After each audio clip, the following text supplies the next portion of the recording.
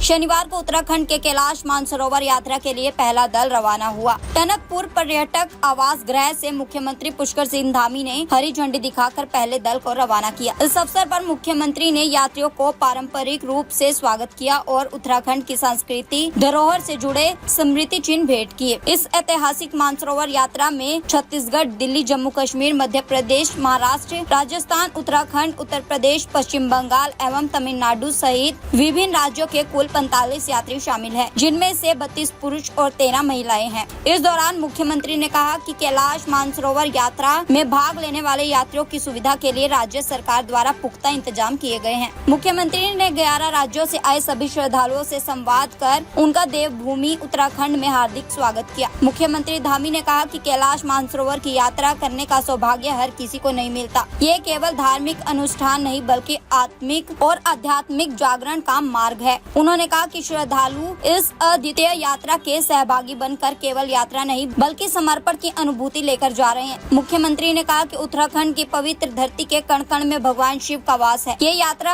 अब केवल भौगोलिक मार्ग नहीं बल्कि प्रधानमंत्री नरेंद्र मोदी के दूरदर्शी नेतृत्व और दृढ़ संकल्प से ये सीमाओं को लांघते हुए शिव से साक्षात्कार का सशक्त माध्यम बन गई है। पहले जिस यात्रा में 7 दिन या उससे अधिक समय लगता था, अब वह कुछ ही घंटों में संभव हो सकती है। मुख्यमंत्री ने कहा कि उत्तराखंड सरकार इस यात्रा को सुगम, सुरक्षित और सुविधाजनक बनाने के लिए पूरी तरह समर्पित है। प्रत्येक पड़ाव पर स्वास्थ्य, आवास, भोजन, सुरक्षा और अन्य आवश्यक सुविधाएं सुदृढ़ की गई हैं, जिससे श्रद्धालुओं को किसी भी प्रकार की असुविधा का सामना न करना पड़े। मुख्यमंत्री ने भगवान भोलेनाथ से सभी यात्रियों की सफल, मंगलीय और सुरक्षित यात्रा की कामना की।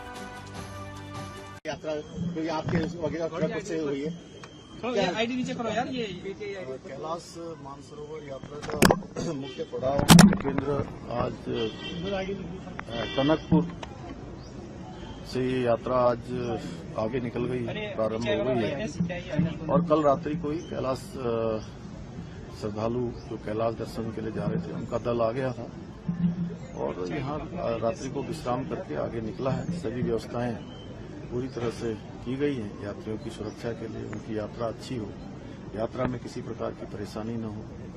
क्योंकि यात्रा अत्यंत कठिन यात्रा भी है, मौसम की चुनौती भी बनी रहती है, भूस्खलन के रास्ते भी हैं, लेकिन उसके बाद पूरा कुमाऊं मंडल विकास निगम के द्वारा जो हमारा राज्य का निगम है वो सभी सुविधाएं कैलाश यात्रियों के लिए की गई है। उनकी यात्रा अच्छी होगी, अच्छे प्रबंधों के साथ होगी और बड़ा उत्साहपूर्ण माहौल है। सभी यात्री बहुत उत्साह से परिपूर्ण है। मैं सबकी यात्रा की सफलता की कामना करता हूं कि भगवान महादेव सब पर कृपा करें, उनकी मनोकामना पूर्ण करें, उनकी यात्रा सहज हो, सरल हो, सुलभ हो और सुरक्षित हो। यात्री भी बहुत खुश थे। यहाँ पर एक देवभूमि से शुरुआत हुई है उनकी यात्रा की। नहीं, देखिए, ये मां पूर्णागिरी का भी धाम है।